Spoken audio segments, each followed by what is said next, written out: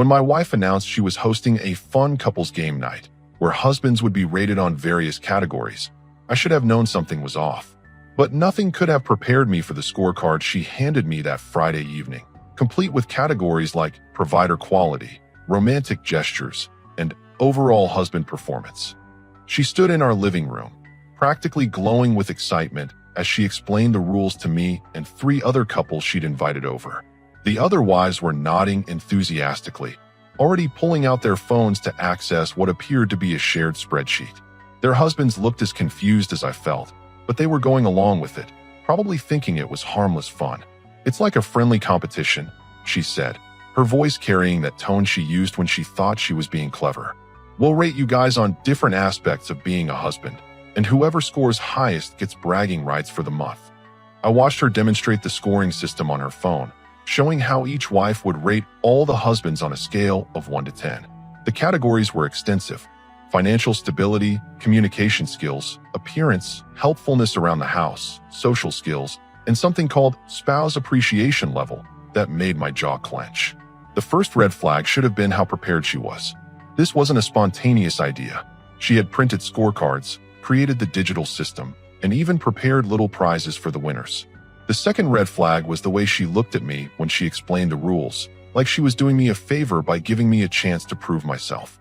"Honey, this is ridiculous," I said, keeping my voice level. "Since when do we need other people to rate our marriage?" She laughed, but it didn't reach her eyes. "Oh, come on. Don't be such a sport killer. It's just for fun. Besides, I think you'll do great." The way she said it suggested she thought exactly the opposite. The other men were already being pulled into various evaluation scenarios around the room. One guy was being questioned about his last romantic gesture while his wife took notes. Another was being asked to demonstrate how he loaded the dishwasher while the women critiqued his technique. I stood there, watching my wife coordinate this circus with the efficiency of a military operation, and something clicked. This wasn't about fun or games. This was about control. About putting me and these other men in a position where we'd have to perform for approval, where our worth as husbands would be determined by a panel of judges who'd already made up their minds. "So what happens if someone doesn't want to participate?" I asked, crossing my arms. The room went quiet. All eyes turned to me, and I could see the other wives exchanging glances. My wife's smile faltered for just a moment before she recovered. "Well, that would be pretty selfish, wouldn't it?" she said, her voice taking on that edge I'd been hearing more often lately. "I mean, we're all here, everything's set up. It's just one evening, right?" I said, nodding slowly. "Just one evening of being judged by a committee on whether I'm good enough."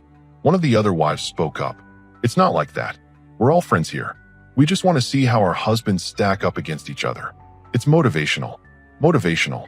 That word hung in the air like a threat.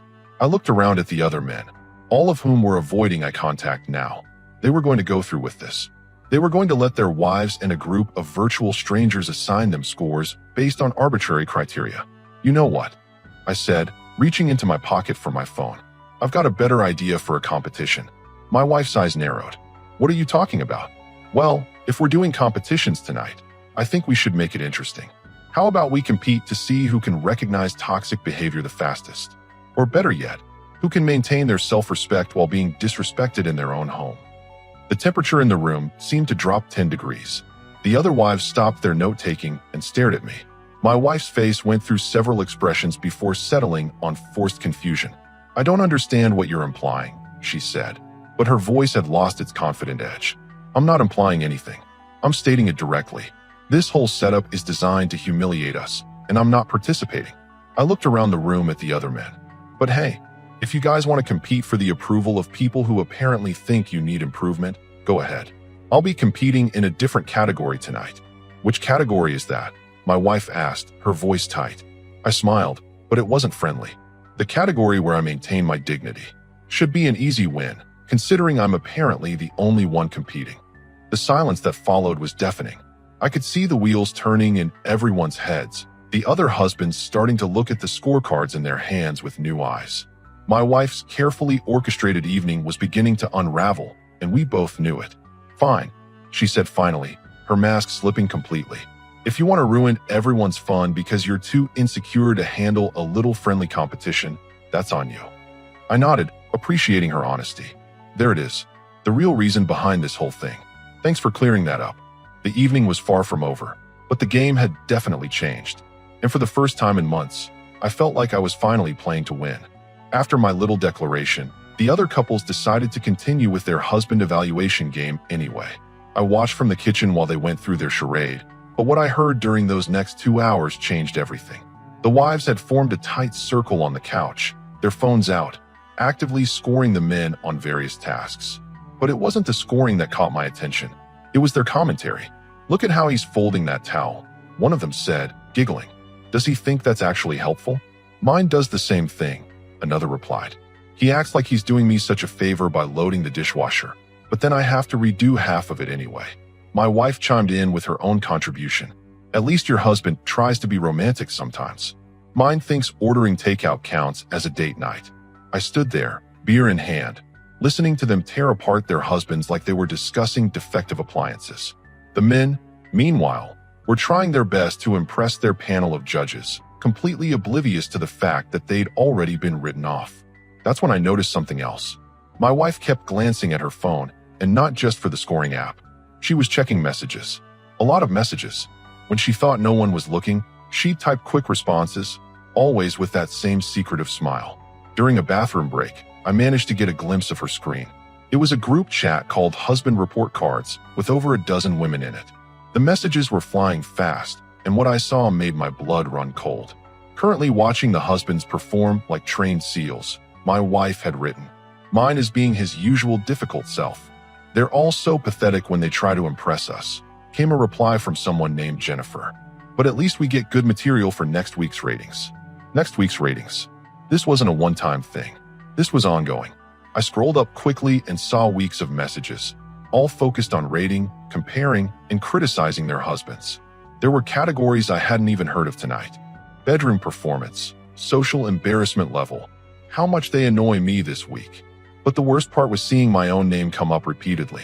Screenshots of my texts to my wife, analyzed and mocked. Details about our private conversations, shared for entertainment. Even photos of me doing household chores, apparently taken without my knowledge and used as evidence of my inadequacy. He thinks he's so smart, my wife had written just 2 days ago. But he doesn't even realize how much he's failing as a husband. Tonight's competition should put him in his place. I put her phone back exactly where I found it and returned to the living room. The game was still going on, but now I was seeing it with completely different eyes. This wasn't about improvement or motivation. This was about systematic humiliation, and it had been going on for months. The other wives were still making their comments, but now I was listening for the pattern.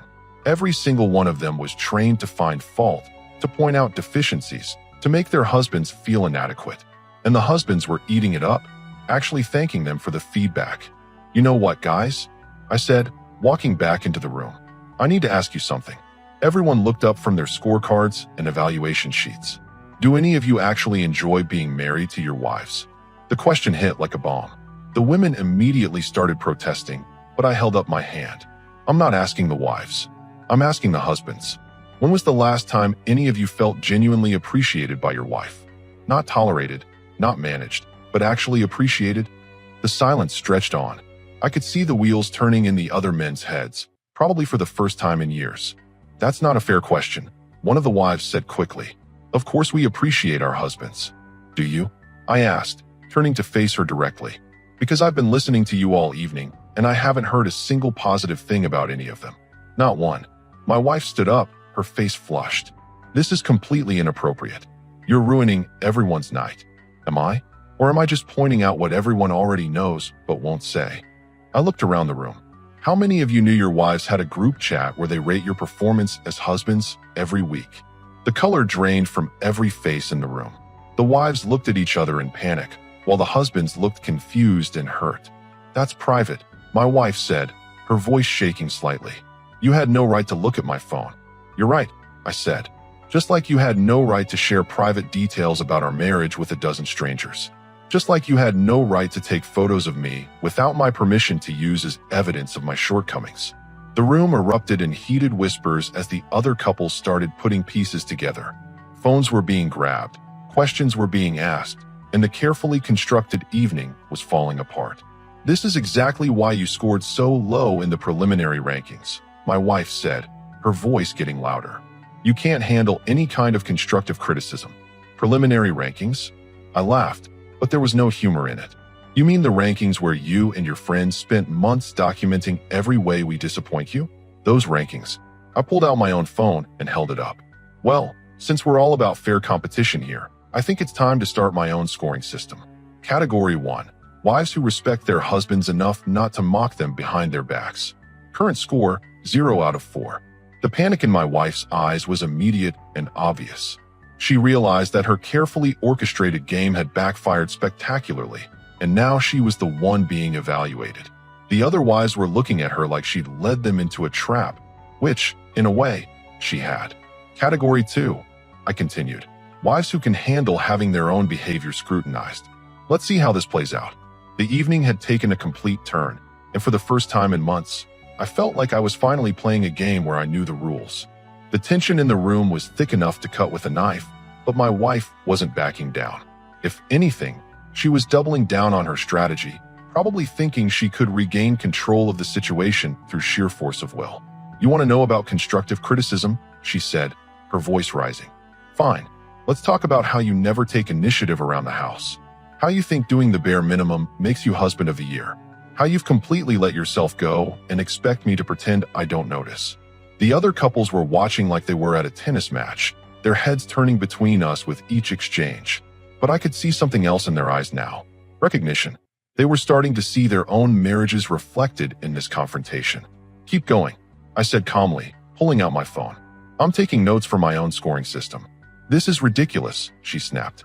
You're being childish. Am I? Because it seems like you've been doing this exact same thing for months, just behind my back. The only difference is I'm being honest about it. I looked around the room. Speaking of honesty, why don't you tell everyone about the rating system you've been using? The one where you've been documenting every way I fail to meet your standards. She shot a panicked look at the other wives, but they were too busy dealing with their own damage control to help her. That's taken completely out of context, she said, but her voice lacked conviction. Is it? Because I saw the photos, the screenshots, the detailed analysis of why I'm such a disappointment. I turned to address the room. Did you all know that my wife has been photographing me doing chores so she can share them with her friends and point out everything I'm doing wrong? The other husbands were staring at their wives now, the pieces clicking into place. One of them was already scrolling through his wife's phone, his face getting redder by the second. This is different, my wife said desperately. We were trying to help each other become better wives by identifying areas where our husbands could improve, by mocking us behind our backs, by supporting each other through the challenges of marriage. I nodded slowly. Right. So when you wrote that I was socially embarrassing and completely clueless about what women actually want, that was you being a supportive wife. The room went dead silent. Even the other wives stopped their whispered conversations to stare at her. I never said that, she lied, but her face was already giving her away. You want me to read the exact message? Because I took screenshots. I held up my phone. July 15th, 9:37 p.m. He thinks he's being charming when he talks to my friends, but he's just socially embarrassing, completely clueless about what women actually want. Sometimes I wonder why I even bother. The color drained from her face. Around the room, the other wives were looking at their phones, probably realizing that their husbands might have seen their messages too. That was private, she whispered. So was our marriage, but you made it public property. I looked at her directly. You turned our relationship into entertainment for your friends. You made me into a character in your little drama, someone you could mock and criticize for points. One of the other husbands spoke up. Is this real? Are you all doing this? His wife started to answer, but I interrupted. Check the group chat called Husband Report Cards. Should be right there on her phone. The explosion that followed was immediate. Voices raised, phones grabbed, accusations flying. The carefully orchestrated evening had devolved into chaos, and my wife was looking at me like I'd just burned down everything she'd built. You've ruined everything, she said, her voice shaking with rage. These were my friends. Were they? Because real friends don't need you to provide them with ammunition to mock your husband. Real friends respect your marriage, not treat it like a reality show. You don't understand what it's like, she said, tears starting to form. You don't understand the pressure I'm under, the expectations. Sometimes I need to vent. Venting is calling your sister after a fight and saying you're frustrated. This wasn't venting. This was systematic documentation of every way you think I'm failing, shared with people who don't even know me well enough to have an opinion. The other couples were having their own heated discussions now, but I could see the dynamic shifting. The husbands were asking questions they'd never asked before, and the wives were scrambling to explain behavior they'd never had to defend. "I want you to leave," my wife said suddenly, her voice cold. "Excuse me. I want you to pack a bag and leave. Tonight. I can't deal with this right now." I stared at her for a long moment, watching her try to regain control the only way she knew how, by making ultimatums, by forcing me to choose between my dignity and her approval. "You know what?" I said, a smile spreading across my face. "That's the first good idea you've had all evening." Her confidence faltered. She'd clearly expected me to back down, to apologize, to beg for another chance. "I'll go pack," I continued.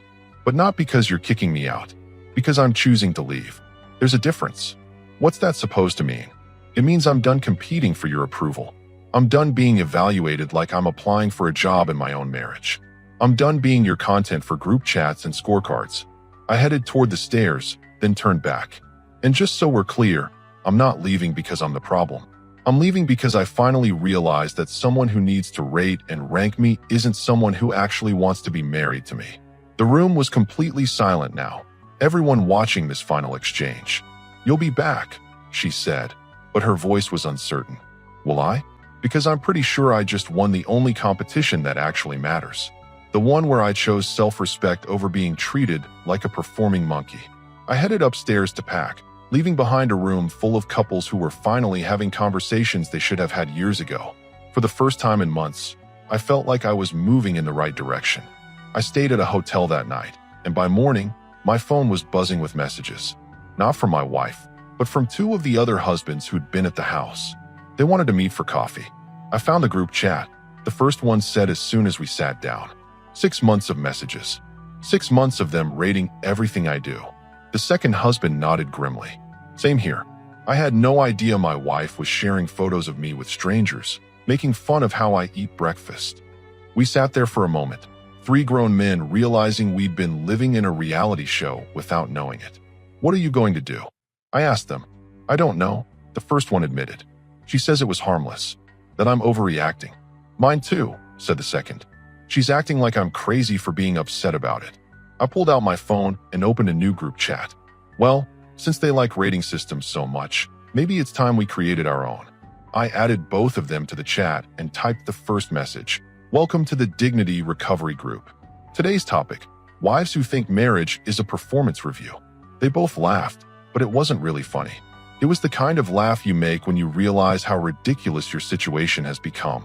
"Seriously though," I continued, "what did your wives say when you confronted them?" "That I was being too sensitive," the first husband replied. "That women need to talk to their friends about relationship stuff." "Same script," I said. Mine tried to make it sound like I was the problem for not wanting to be graded like a homework assignment. My phone buzzed. A text from my wife. "We need to talk. Come home." I showed them the message. "Here we go. Stage 2 of damage control." "Are you going back?" the second husband asked. "Oh, I'm going back," I said, but not for the reason she thinks. When I walked into the house later that afternoon, my wife was sitting at the kitchen table with what looked like a prepared speech. She'd cleaned the house, made my favorite dinner, and even put on the dress I'd complimented months ago. "I'm glad you came back," she said, standing up with a careful smile. "I think we just had a misunderstanding last night." "Did we?" The whole game thing got out of hand. "I can see how you might have taken it the wrong way." I sat down across from her, noting how she was framing everything. How I might have taken it wrong. Not how she did something wrong. "Tell me about the group chat," I said directly. Her smile faltered slightly. "What about it? How long has it been going on?" "It's not what you think. We just share relationship advice and support each other. By rating our husbands like restaurant reviews." She was quiet for a moment, probably calculating her next move. "Sometimes we vent. That's normal. Show me the chat." "What? If it's just normal venting, show me the messages. Let me see what support looks like." The panic in her eyes was immediate. "That's private. Those are conversations between friends. About me. About our marriage. How is that private from me?" She stood up, agitated. "You're being unreasonable. You can't expect to read every conversation I have with my friends. I don't want to read every conversation. I want to read the ones where you've been documenting my failures as a husband for 6 months. It wasn't like that. I pulled out my phone and started typing in the group chat with the other husbands. Day 1 of wife damage control. Current tactics: gaslighting, minimizing, deflection. Score: 0 points for taking responsibility. What are you doing? She asked, trying to see my screen. Starting my own rating system. Turns out I'm pretty good at documenting behavior too. Her face went white. You're texting other people about our private conversation? The irony wasn't lost on either of us. Feels different when you're the one being evaluated, doesn't it? She sat back down, realizing her strategy wasn't working. What do you want from me? I want you to understand that what you did wasn't harmless. I want you to acknowledge that turning our marriage into content for your friends was wrong. And I want you to decide if you actually want to be married to me, or if you just want someone to manage and critique. Of course I want to be married to you. Do you? Because your behavior says otherwise. Your messages say otherwise. Your whole scoring system says otherwise. She was quiet for a long time, probably realizing that her usual tactics weren't going to work this time. I can delete the group chat, she offered. That's not the point. The point is that you created it in the first place. The point is that you thought it was okay to mock me behind my back for months. I wasn't mocking you. I stared at her. You literally took photos of me doing dishes so you could show your friends how wrong I was doing it. She couldn't deny that one, because we both knew it was true. So here's my offer. I continued. We can try to fix this, but it starts with you taking full responsibility for what you did. No minimizing, no excuses, no blaming me for overreacting. And it means no more rating systems, no more group chats about our marriage, and no more treating me like I'm auditioning for the role of your husband. She nodded slowly, but I could see the resistance in her eyes. She didn't think she'd done anything that bad, and she definitely didn't like being told she couldn't talk to her friends about me. And if I don't agree to those terms? She asked. I smiled. Then I win the competition after all. The one where I chose my self-respect over being treated like a contestant in a game I never agreed to play. For a moment, I thought she might actually take responsibility. She sat there, looking at her hands, and I could see the wheels turning. But then she looked up with that expression I'd learned to recognize over the years. The one that meant she was about to try a different angle. You're right, she said, her voice soft and apologetic. I can see how that might have hurt your feelings. Might have. There it was. But you have to understand, she continued. I was just trying to be a better wife. The other women in the group, they give such good advice. They help me see things from different perspectives. Like what perspectives? Like how to motivate you to be more involved in our relationship. How to encourage you to take more initiative. I leaned back in my chair. So the solution was to photograph me doing chores wrong and share it with strangers? They're not strangers. They're my friends. Name 3 personal things you know about Jennifer from the group chat. Not about her husband. About her. She opened her mouth, then closed it. Right. They're not your friends. They're your audience. And I was your content. She tried a different approach. Look, maybe I went about it wrong, but my intentions were good. I love you, and I want our marriage to work. Then why did you write that you wonder why you even bother with me? Her face flushed. I was having a bad day. People say things they don't mean when they're frustrated. For 6 months? You had a 6-month bad day. She stood up, pacing now. You're taking everything out of context. You don't understand what it's like being married to someone who doesn't pick up on social cues, who embarrasses you in front of other people. There it is, I said quietly. The real truth. What? I embarrass you. That's what this is really about. She realized what she'd said, but it was too late to take it back. That's not what I meant. Yes, it is. And honestly, that's the most helpful thing you've said all day. I pulled out my phone and sent a message to the group chat with the other husbands. Update. Wife admits I embarrass her in front of other people. Finally getting some honest communication. Stop doing that, she said, reaching for my phone. Stop texting about our private conversation. I held the phone away from her. Why? You've been doing it for months. That's different. How? She couldn't answer that, because we both knew it wasn't different at all. Here's what's going to happen, I said, standing up. I'm going to give you 1 week to decide if you actually want to be married to someone who embarrasses you, or if you'd rather keep shopping around for husband upgrades with your rating committee. That's not fair. Fair? You've been grading me like a science project for half a year, and you're worried about fair. I said I'd delete the group chat. That's not enough anymore. The group chat was just a symptom. The real problem is that you don't respect me enough to have problems with me directly. Instead, you turn our marriage into entertainment for people who don't even like me. They don't dislike you. Really? Because I saw the messages. I saw what they really think of all their husbands. This isn't a support group, it's a complaint department. She was crying now, but they weren't the kind of tears that meant she understood what she'd done wrong. They were frustrated tears, the kind you cry when your manipulation isn't working.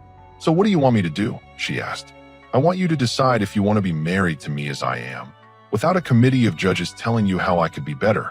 I want you to decide if you can handle being in a relationship where you deal with problems directly instead of outsourcing them to the internet. And if I can't, then you'll save us both a lot of time and trouble." She wiped her eyes, and I could see her regrouping. "You're being extreme. This is all fixable, is it? Because from where I'm sitting, you've spent 6 months proving that you think I'm fundamentally flawed. That's not something you fix with deleting an app. I never said you were fundamentally flawed." I pulled out my phone again and scrolled to one of her messages I'd screenshotted. Quote, "Some men are just not cut out for marriage. They think showing up is enough." Her face went pale. I was talking generally, in a thread about me loading the dishwasher wrong. She sat back down, finally realizing that there was no talking her way out of this one. "What do you want me to say?" "I want you to say whether you actually want to be married to me, or whether you want to be married to some improved version of me that exists only in your head." The silence stretched on. I could see her weighing her options, probably thinking about how this would look to her friends, how she'd explain it, whether she could find a way to make this my fault. "I need time to think," she said finally. "You've got a week. But I'm not waiting around to find out if I pass your evaluation. I'm staying at the hotel until you decide." "That's not necessary." "It is for me, because I've spent 6 months living with someone who is secretly documenting my failures. I need some space to remember what it feels like to not be under constant review." I headed toward the door, then turned back. "For what it's worth, I hope you figure out what you really want. But I'm not competing for your approval anymore. Either you want me or you don't." As I walked out, I heard her call after me. "You're being childish." I didn't turn around, because for the first time in months, I was being anything but childish. I was finally acting like an adult who knew what he deserved.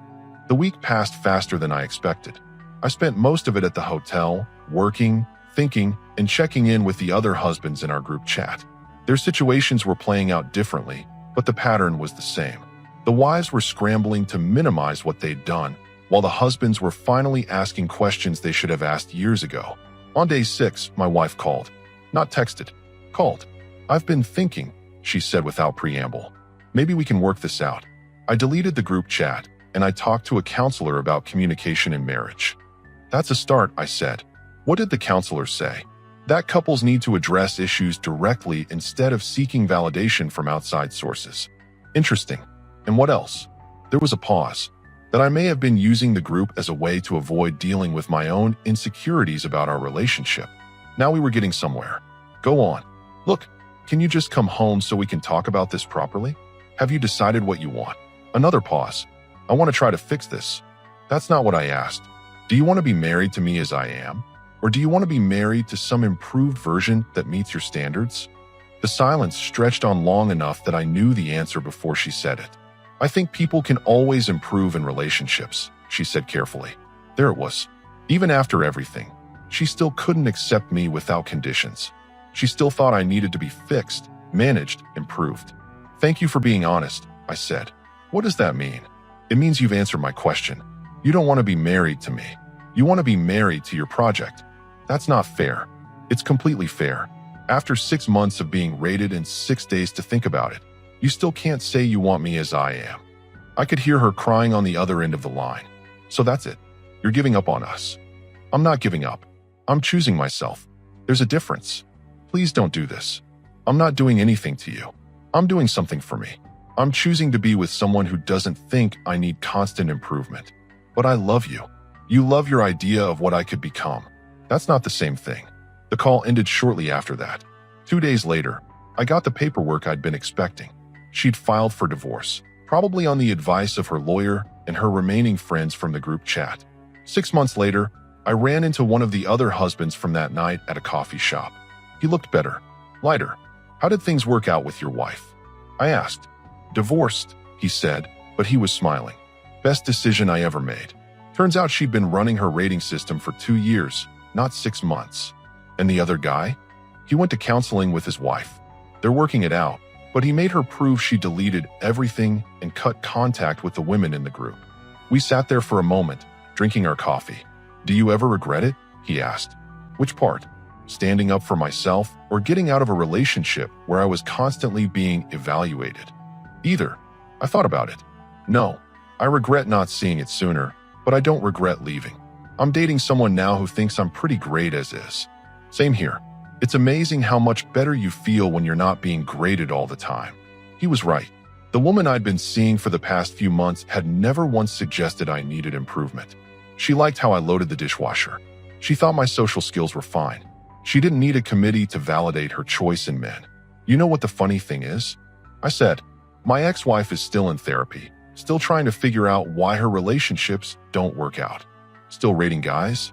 According to her social media, she's got a whole new system for evaluating potential partners. Some kind of compatibility scoring system she learned from a dating coach. We both laughed, but it wasn't mean-spirited. It was the laughter of men who dodged a bullet and knew it. "Think she'll ever figure it out?" he asked. "Maybe, but that's not my problem anymore." I finished my coffee and stood up to leave. You know what I won? That competition from that night. What's that? The fastest exit from a situation where I wasn't wanted for who I was. Turns out I'm actually pretty competitive when the prize is worth winning. Walking out of that coffee shop, I realized something. I hadn't just won a competition that night 6 months ago. I'd won my life back. And unlike her scoring system, this victory actually meant something.